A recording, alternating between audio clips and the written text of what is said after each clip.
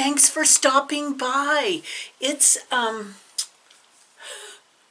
can't even describe, well, maybe I will, since I have a captured audience. Don't press stop right now. It has been quite a time for me. Lots of adjustments, you know. I know some of you already know I suffer from BPPV, which is a form of vertigo, and I have so appreciated all of the support from all of you and that know what I'm talking about. It really, I mean, you kind of have to look at the bright side of life. Back when I first had my first episode, I didn't know what it was, and I thought it was, and my nurse practitioner at that time prescribed like a meclizine, and it passed. You know, it does pass after a while, but you don't know how long, and it's quite, what did I describe it as? It's like having morning sickness on a ship at sea. Yeah, that's a visual, isn't it? But I kind of put it all in perspective as far as it's not like people who suffer from Meniere's, which to me would be 10 times worse because there's hearing loss with that. I have perfect hearing. I just can't stand up. But now I'm doing good, and I've had a couple of treatments, and I'm learning to figure out how to do those treatments at home. So in between my ability to get to my physical therapist, I can maybe take care of myself. If you look on Google, it's called the Epley's maneuver, and it works. It works. The difference between my physical therapist and others is that, like, this is his life's work. I mean, he literally sees patients every day, all day with this issue. So it's not uncommon, but the way he does it is so high tech that it's kind of like that. Because you wear these, he puts this camera that's built into goggles that look like night vision goggles onto you. And I know this has nothing to do with quilting. Sorry, I just need someone to tell. So he puts these night vision type goggles, but it's actually cameras that are filming your eyes, and that apparatus is hooked to his laptop. And when he moves you around, he can see on the laptop what your eyes are doing, and what your eyes do tells him where the crystals have bounced off and how he should treat you. So it's very specific, very quick. And sometimes it takes more than one treatment, which it did for me this last week. So it was quite a week, let me tell you. But I got through it. I have to adjust my mind again to how long will this last? How careful do I have to be? And he is so adamant about me not holding my head a certain way to start living life again until it happens again, and then we get a treatment, you know. And sometimes it'll go months or years between episodes. I just don't know. Unfortunately, it happened on the day I was going to see my grandson. Now, I was not a happy camper that day. I was not. I have to tell you, I did the ugly cry. Yes. And that's because I wanted to go see my grandson, you know. So that's oh wow, this is a YouTube channel about quilting. Actually, it's about me. It's all about, no. Okay. So I'm taking a break this week. We're taking a little trip and we'll be out of cell service range, and just a couple days, but there's something about being out of cell service range. There is something good about it. I know, because this is that card that I picked from my curiosity experiment. The last card that I picked. Yeah, it's sometimes you just have to do it, And right now, between the world and the fires, we have been in it, haven't we? Oh, my poor friends and family in California. We must pray for California. My sister had intended to have a socially distant family dinner outside in her backyard. She lives in Napa, and that had to be canceled because the air quality was so bad that they just couldn't do it, And we here, in Sisters, that's our natural disaster. That is not the natural disaster in Napa, but it has been the last couple of years. But here in Sisters, we anticipate fire. We just don't know where it will be, because we're in the middle of a forest. Mother Nature's going to rejuvenate the forest by using fire and reseeding and regrowing. Right now, today, I can barely see the mountains because of the smoke haze from the fire. And what's interesting for this is that when you're sitting in it, you don't see it as much as when you see it off, but you know that you're sitting in the smoke, which is not good for someone with asthma. So I'm kind of staying inside today.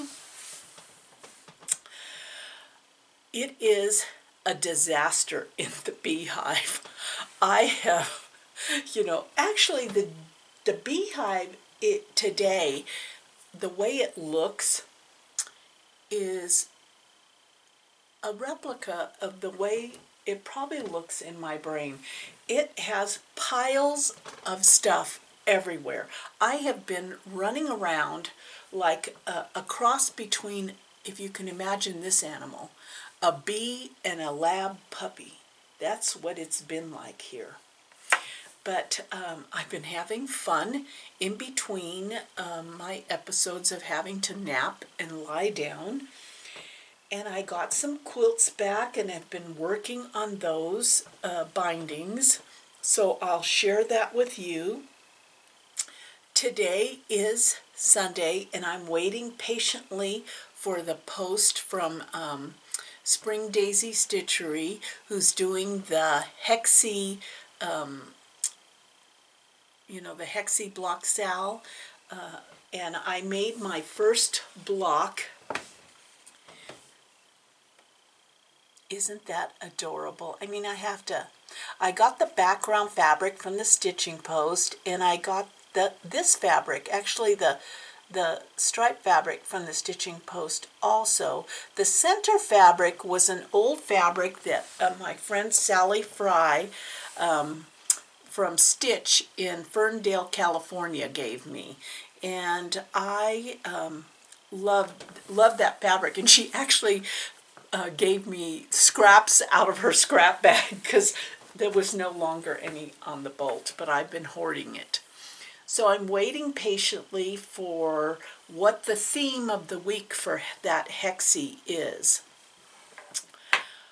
I received some quilty kindness, and that's always fun for me.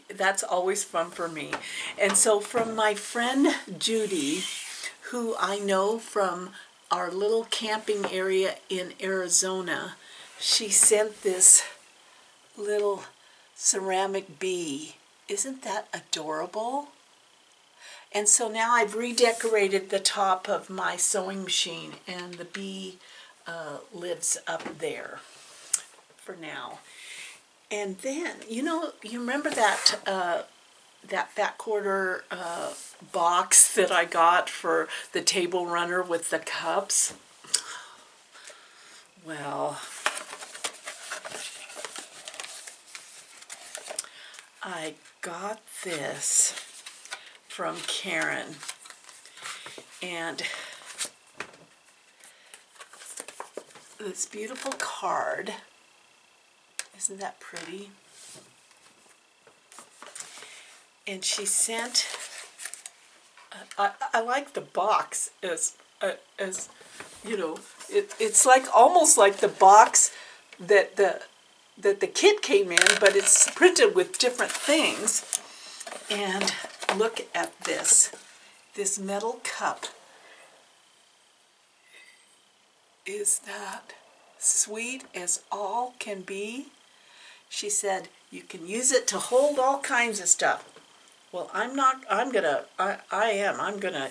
this is gonna be sitting, but the box is so cute, too. I might have to do something with that box. So thank you so much, Karen. You know who you are. You're sweet. And that is so bright and lovely. I just love that. What else has been going on? Oh, I wanted to show you. Okay, so, I have a whole Hexi station in here. And so I saw this little lunch pail, this Hexi lunch pail sitting on the floor underneath my Hexi station. I said, oh, that's going to be a good little box to hold all my Hexi fabrics. And then I opened it up.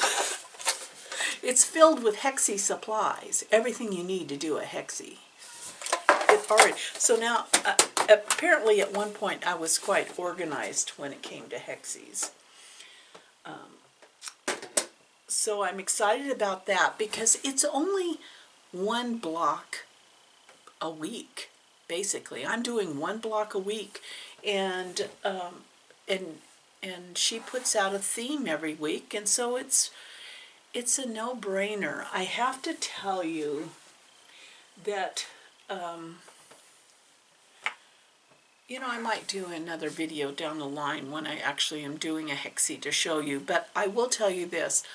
I learned from my friend Mary Ellen from Parsonage Winery down in Carmel Valley. Pray for them, please. The fire's very close. About silk thread. And so that's what I've always used for my hand applique, because when you tug it just a little bit, it disappears in the fabric and you look like a fabulous stitcher. So that's what I use, the thread I use for that. So what did I get back to this week? I tell you, that's all I'm going to be doing this winter is tacking binding. I've been attaching binding. My pile is getting bigger. So this quilt here that I got back from the long arm quilter, because it is too freaking big for me to do. Even it's small, I've been sending it out because I have so many tops. It's called a tumbler quilt. Look at this. It's queen size, if not bigger. I can't even. And she quilted it. You can't really see the quilting, but it's exactly what I wanted. It's called a Baptist fan. I think that's what it's called, Baptist fan. And so it has a very old-fashioned look to it. I mean, this thing is crazy. And before you think that I actually collected all these fabrics and blocks, I did not. I have always loved a tumbler quilt, and I love old-fashioned quilts and Civil War quilts. And on Primitive Gatherings, their website, and they might still have it, or you could email them and ask, because they occasionally have enough to do it, they sell kits of pre-cut tumbler blocks. All it is the pre-cut tumbler blocks that are die cut, so they're all the same size. And so all I had to do was just, have them sewn together, because it's already cut out. Isn't that fabulous? Well, the quilt was so big that I was looking for a fabric for the binding, and I couldn't find one that I liked, but I really liked what was on the back, but I didn't have any more of it. But when I trimmed up the quilt, I had enough to do a straight of grain binding. So that is going to work out perfect. Oh, so there we go with that one. It goes on the pile over there of quilts to be tacked down. Now this next quilt I sent out to a long arm quilter that does custom quilting, because I was fluxumed, even though it's not big. Fluxumed is a nice quilting word, isn't it? Yeah. But this is a buttermilk basin pattern, and although it's an older pattern, you can nag Stacy to reprint it. I mean, she has the ability to do that if it's not on her site, because she is an absolute genius when it comes to designing. And I fell in love with this quilt. It's embroidery blocks. So I embroidered all these blocks, and then I put them like in an attic window kind of, or log cabin type block. But I didn't know how to quilt over, or how do you quilt embroidery blocks? That's the part that's a struggle for me, because with all that stitching, I'm like, will it ruin the pattern? All my stitching to machine stitch over the top. But the long arm quilter did just that, and it turned out perfectly. She just cross-hatched over the top and then did this very, very sweet border quilting. But this quilt, I just love it. I just love this one. And luckily for me, I had some of the border fabric still left, so that is what I am going to make the binding out of. So this is a buttermilk basin embroidery quilt, and it's all about winter. It's a wintertime quilt. It's snowmen. Isn't that adorable? Yeah. So I have that to deal with. I might as well just throw it on the floor. And then these two quilts are ones that I showed you previously on a previous video that were hanging on that rack as lost toppers, my lost topper rack. And my girlfriend quilted this for me. I'm telling you, there's some people that are just angels. And so now I have to just get a binding on that. So the binding pile grows.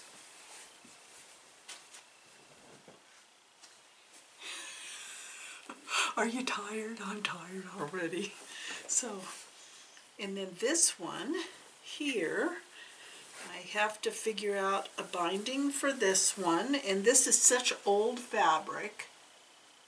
And the story behind this quilt is that these blocks were made by a dear friend who was a fairy godmother to my youngest son. He used to have a little group of fairy godmothers and she passed away. And so her sewing room was then dispersed to the group that existed at that time. And these were blocks that she had made. I just love this quilt. It's so beautiful. And it would make a great table topper too. So I just have to find the right binding for this one. And I think I probably have some old fabrics in my stash. And so I think, I can't tell you, I am not showing you. I am not showing you this room. Oh my gosh. Well, that's where I'm at today. That's where I'm at today, and I hope you all are doing well. I know I heard from several of you that are dealing with the vertigo thing, and I feel for you. I feel for you. Yeah. And I'm sorry on this last video. I'm having my breakfast, my smoothie breakfast today. I'm sorry on the last video. I'm going to go through and read all the comments, but with all that was going on in my spinning world, I was unable to really get into them. But I went ahead today and brought up that random number YouTube generator to pick the winners of the gift cards. But before I tell you who won, I need to apologize.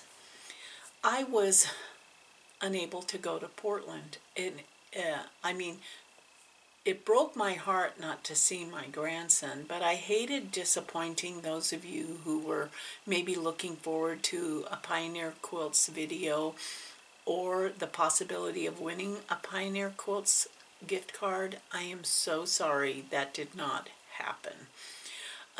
But I will do it in I will do a video in a future trip to Portland.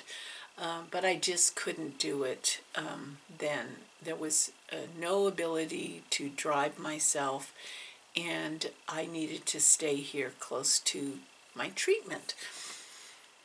With that said, what I did do, instead of getting a gift card from Pioneer Quilts, I got a gift card from So Many Quilts, which is a very, very lovely shop in Bend, Oregon.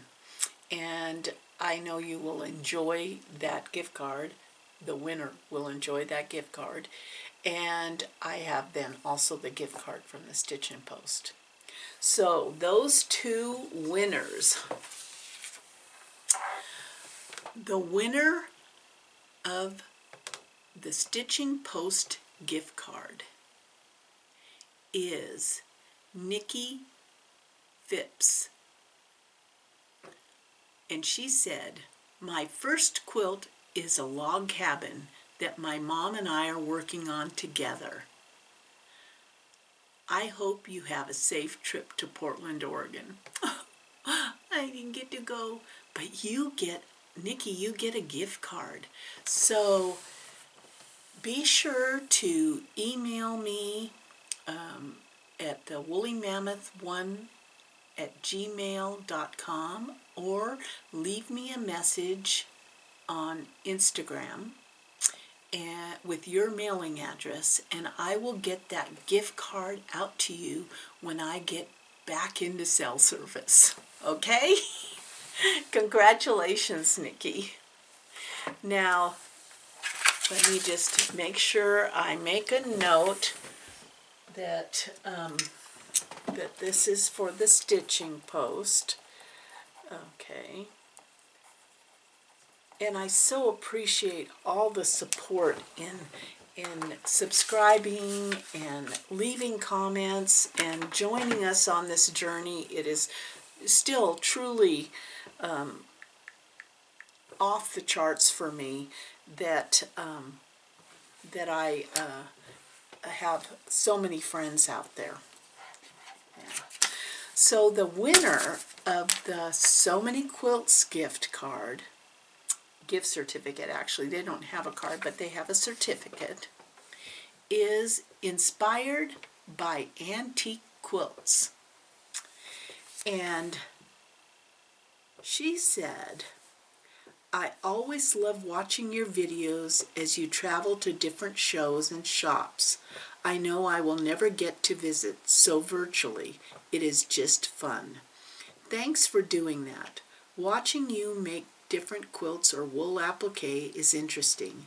I do quilt while I watch and listen to you. It's like having a friend in my sewing room right now, while we're all still in lockdown. Thanks for another fun visit. And yes, gray for baby quilts is the most requested right now as well here. So, inspired by quilts. Be sure you leave me your address in the message on Instagram or on my Gmail email, which is woolymammoth, WOOLIEMAMMOTH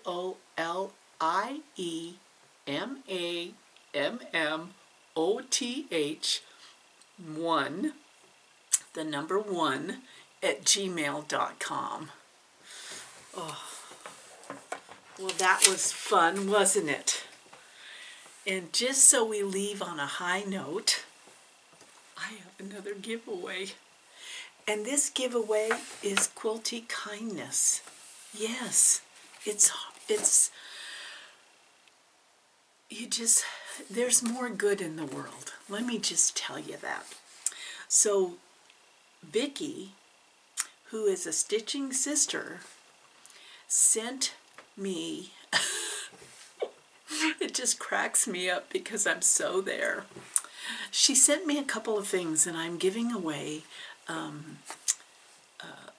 the book that she sent. You're going to love it. In her COVID ordering frenzy, she ended up with 2. Yeah, I get that. I get that. So this is from Vicki to me to you. And it's called, it's by the Patchwork Place. It's just a fabulous book, and it's right up my alley. 10 stunning patterns, 30 striking options of 19th century patchwork divas. I love that when you say 19th century and divas. Isn't that book fabulous? I mean, I don't want to break the binding on it, but I mean, it is. I'm like, oh, I want to make that. I want to make that. I want to make that. So if you're interested in this book, Treasury of Quilts, leave in the comments the word divas. Yeah, divas. That would be great. And then we'll do a giveaway on the next Quilt Roadie video, which will be after I come back out of the woods.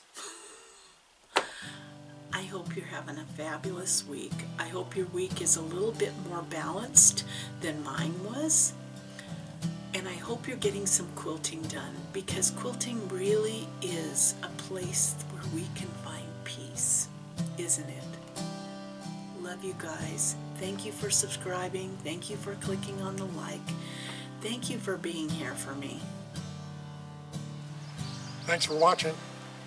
And be sure to like and subscribe on Quilt Roadies.